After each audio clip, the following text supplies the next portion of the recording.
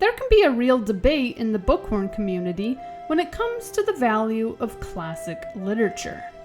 On the one hand, many believe older books are worth preserving, both for their own merits and as pieces of history, while others find actually reading them challenging or even triggering, given the cultural differences and how lacking in diversity the stories can be. When it comes to whether or not you should read classic literature, there's no right or wrong answer.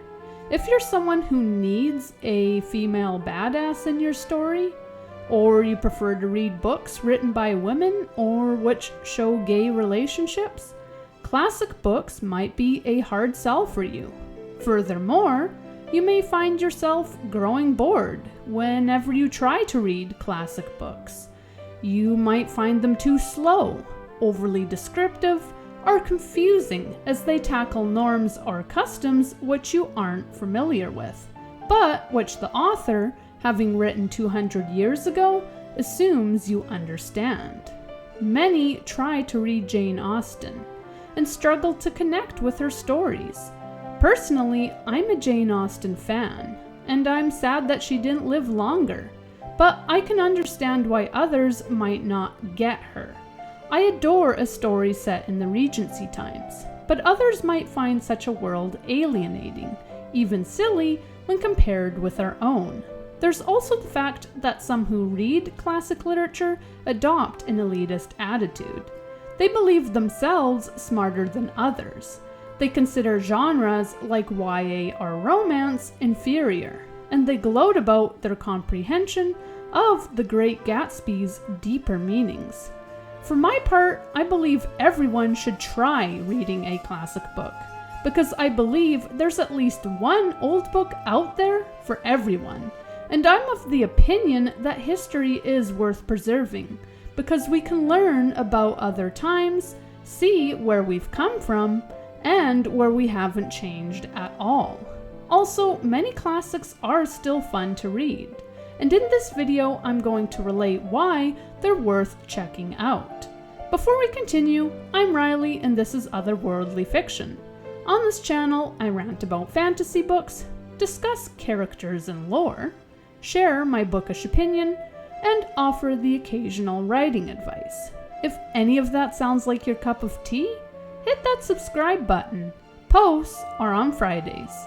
Reading is reading, and choosing to read classic literature doesn't make you better or smarter than anyone else. Whether you read high fantasy, beachside romances, or middle grade, your tastes are valid. And what's most important is that you're reading, period. That said, I do believe everyone should attempt to read an older book, not only to immerse yourself in history, but simply to expand your options and discover some truly great works. To that end, here are 5 reasons you should give reading older books a go. Number 1, great characters. Characters from older publications can be surprisingly colorful and lifelike. Even now, when our worlds are centuries apart, they can make us laugh, smile, or cry. Some of my favorite characters of all time come from classic literature, and they include Elizabeth Bennet, Jane Eyre, and Mr. Rochester.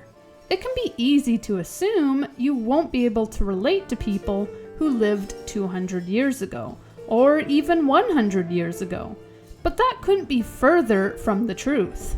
Jane Eyre is a young woman struggling to find where she fits into the world.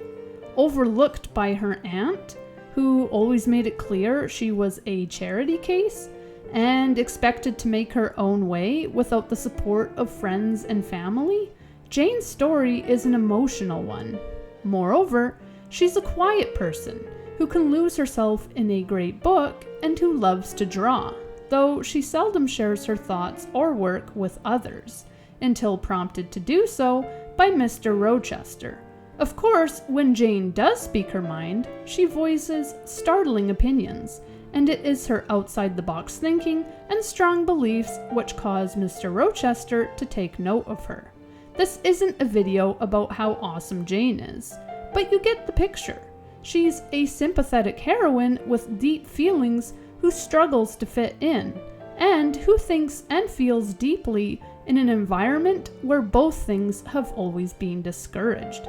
She's also an introverted artist, and what could be more relatable to Gen Zs and millennials? Then you have Elizabeth Bennet, the outspoken and playful heroine of Jane Austen's masterpiece, Pride and Prejudice. All of Austen's heroines are actually distinct from one another, which is a plus. Though she has something of a formula, she never falls into the trap of writing the same archetype when it comes to her heroes. Franny Price and Elizabeth Bennet couldn't be more different, and Emma is distinct too. And yet I love all of these characters for their own reasons. Austen's characters are well-meaning, but flawed. They make mistakes, hurt others with assumptions, and stumble through life. There's a reason Austen's works continue to be adapted for a modern audience. The characters within them remain so relatable and charming that most filmmakers don't feel the need to alter the story significantly. Other books will be updated so that they better align with the values of a modern audience. But Elizabeth is a timeless character who never required any changes, because even now, 200 years later, she feels progressive. Impressive, considering the age she lived in. Women didn't have the same rights or status in the 1800s, but Elizabeth rose above this and became a hero women can still champion today. Another author who shines when it comes to character work is Charles Dickens. True, his characters might seem exaggerated at times, but that's exactly what makes them come off the page. Who can forget Lady Havisham, who still sits in her wedding dress, though her home falls apart around her and she herself is elderly? What about Uriah Heep? What about David Copperfield's aunt and her stubborn opinions? Dickens' books, even when their plots can feel slow to a modern reader, always have the most colorful characters. Each has a distinct look, background, and way of speaking. You're never going to confuse two characters with each other. And there's a good chance that, even if you've never even opened a Dickens book, you've heard of most of these characters. Even Dickens' protagonists, who are more grounded and less silly, have flaws, make mistakes, and suffer setbacks. Ebenezer Scrooge is easily one of the most famous characters of all time. And even though he's a complete jerk, we find Dickens' exploration of his character fascinating.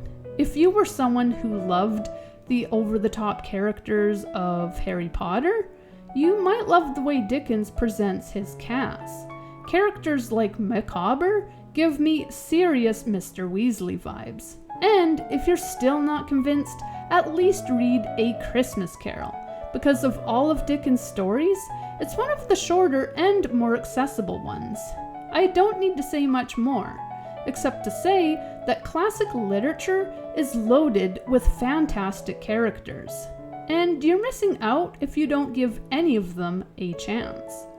Number 2, cool plots and ideas. It isn't just the characters in older books which can hook people, but the plots. Older books, especially in the science fiction genre, can have some really cool concepts. When it comes to authors who just have some of the coolest ideas, it's worth checking out H.G. Wells, Edgar Allan Poe, Jules Verne, and Oscar Wilde. Most of these writers have had their ideas adapted into movies recently, despite how old their work is. If you've watched Journey to the Center of the Earth, The Invisible Man, or The Picture of Dorian Gray, then you've already lost yourself in these writers' stories, whether you realize it or not. Many of your favorite ideas and concepts probably come from an older writer. Some of your favorite genres could even be attributed to them. After all, what would the horror genre be if we'd never had Poe or Lovecraft? Where would science fiction be without the contributions of Jules Verne or Ray Bradbury? What would fantasy look like if we didn't have the classic tales from Hans Christian Andersen or the Brothers Grimm? Snow White is still getting remakes, despite being based off of a story written centuries ago, and The Little Mermaid, first penned by Hans Christian Andersen, remains a mainstream classic, albeit one that is being altered over time. Many classic stories have staying power. 200 years from now, we'll still be talking about them, even after we've forgotten most of the modern books we cherish now. Even as new writers update the stories or put a twist on the old ideas, it's still worthwhile to revisit those original stories, because they have formed much of our culture as we know it. Without the work done by many of these authors, we wouldn't have Universal Studios or Disney, who both continue to revive the same ideas. Number 3. Insight into history. If you're someone who likes to observe human nature or trace our path through history, classic literature is full of insights. When you read an old book, you might be surprised, not by how different everything was, but by how much hasn't changed. People, at their core, are still human, which means we're prone to the same emotions and mishaps. Reading an old science fiction novel can be especially startling, especially if some of the predictions, good or bad, have come true. There's a reason people still make references to 1984, and while it's not the most cheerful of reads, it's one of those books I believe everyone should read. In 1984, people are ruled by propaganda. Neighbors are encouraged to report on each other, an activity that's actually being sanctioned in the States right now when someone hears of an abortion. Screens are spread throughout the home, which spy on people, and the so-called Big Brother is always listening in. Granted, we don't have Big Brother in today's society. We're gender inclusive, so we have Alexa instead. We have smart TVs that can listen in on us, social media which feeds us specific agendas, and a climate where, if you say the wrong thing, people will threaten to send bombs to your mailbox. They might even punch you in the face or stab out your eye if you're controversial enough. Books set in the past can reveal a lot too. For example, characters like Lydia Bennet remind us that teenagers haven't changed much. Characters from old books still experience grief and heartbreak in the same way, and war is an ever-present part of our experience too. In the books of Jane Austen, the people are at war with the French. Thus, a man in a red coat, even if he isn't rich, is highly desirable, with women falling for the likes of Wickham. However, the war itself is spoken of little. We never see the traumas the soldiers go through, or hear how war has affected them. For those with balls and operas to attend, the war might as well not exist, and this is sadly relatable. Like the characters in an Austen novel, we hear about the war in Ukraine. We talk about it, but we never really let it affect us, any more than the Bennets let themselves be affected by Napoleon.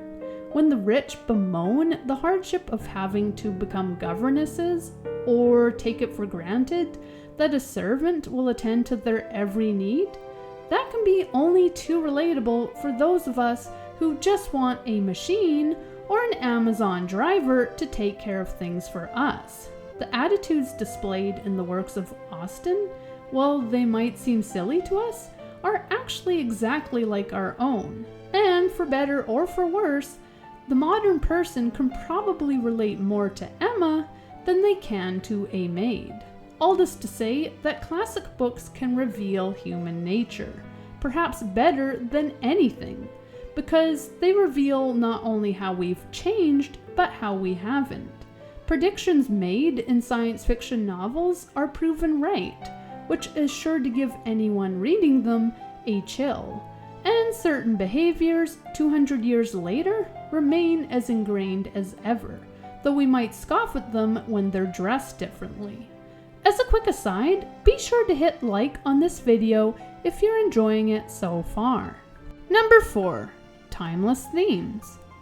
Relating to the last point, the themes explored in classic literature are timeless.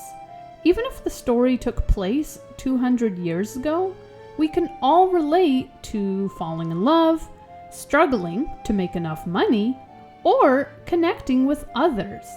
If you're feeling isolated, like you're never included, you'll find a relatable companion in Jane Eyre. If you're struggling to make ends meet, and you'd like to tell the man what you think of him, crack open Oliver Twist. Or if you're exasperated because your precious Amazon package didn't arrive in time, open Emma and see your entitled attitude get reflected back at you.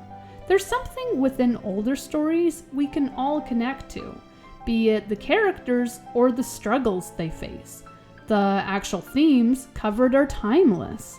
Pride and Prejudice continues to receive remakes because we can all relate to the opposing desires of wanting to fall in love, but also wanting enough money to keep ourselves and our children well off. Many of these themes are revived in new stories because they're universal. The desire to overthrow an oppressive force, to fall in love, to find connection and belonging, to grow up. All of these themes appear in everything from 1984 to Anne of Green Gables, and they still speak to us. If you're an awkward teen who seems to blunder through your life, maybe even someone with ADHD who struggles to rein yourself in and stay focused, you won't find a more relatable heroine than Anne. The themes covered in 1984 are still explored in every dystopian novel that's written now, and the themes offered by Austen, of falling in love but striving to marry well, are apparent in the works of Julia Quinn. You might be afraid that you can't connect with an older story, because it takes place in a time you don't understand. But themes, especially ones regarding the underdog or true love, haven't changed much in the last several centuries. And if you try enough books, I'm certain you'll find at least one which speaks to you. Number 5. The inspiration behind new stories. Rather than read classic books at random, consider the modern stories you already love. Without us realizing it, many of our favorite stories, even the most original ones, are based on the classics. Your go-to authors in crafting their worlds probably drew inspiration from their favorite classic books, and it could be worthwhile seeing what inspired your hero. If you're a reader who's all about fairy tale retellings, enjoying everything from Disney's Twisted Tales to Marissa Meyer, you should check out the original tales. If you loved Marissa Cinder or Gail Carson Levine's Ella Enchanted, read the original Cinderella tales.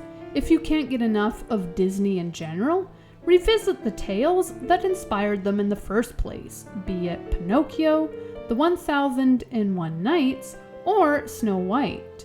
Even Harry Potter and Twilight, while not retellings in themselves, draw from other sources.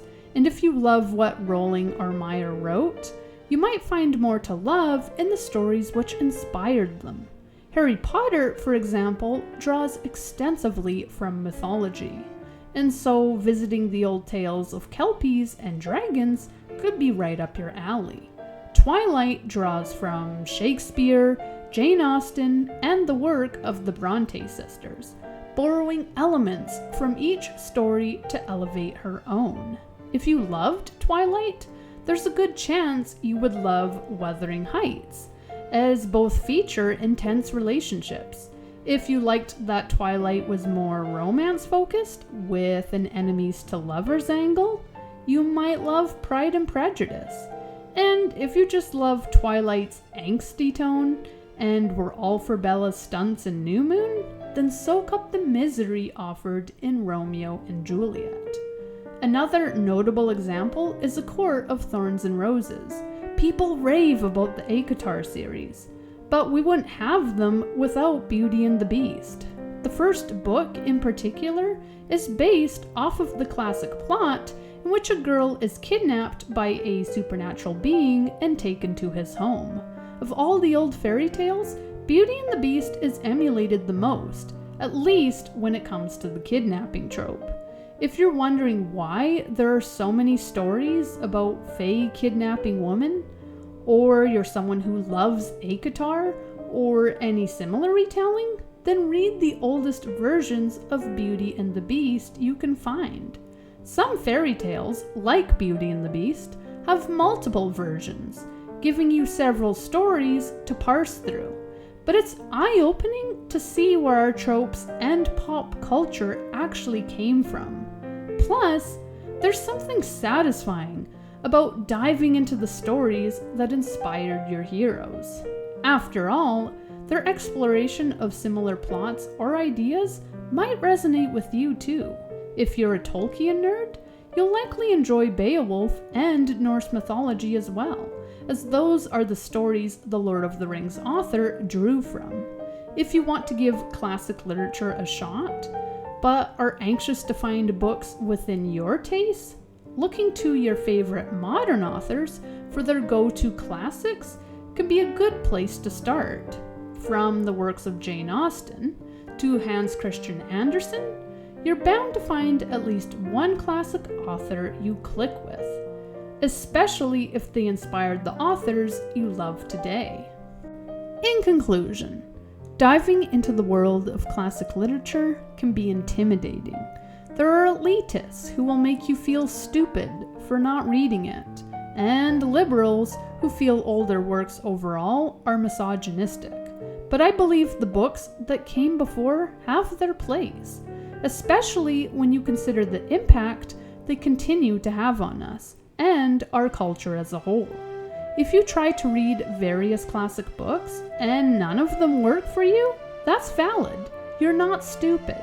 If you only read classic literature on occasion and prefer YA, that's valid too. Reading is good for you, no matter what you're reading. Whether you're reading dark romance, plotless smut, middle grade, or graphic novels, all forms of reading are equal.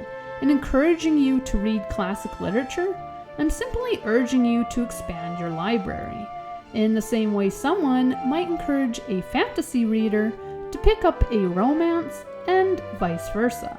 More variety is always a plus, and you can still have your favorite genre.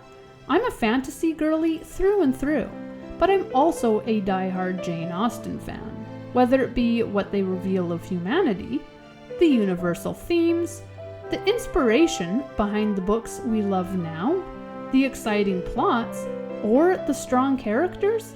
Old books still have something to offer us, and it is my belief that there's a classic out there for everybody, be it something your go-to author loved or something you discovered on your own. Have you read any classic literature? What's a classic book you couldn't connect with? What's a classic book you loved? Sound off in the comments. And if you enjoyed this video, like and subscribe. Thank you for watching, and happy reading.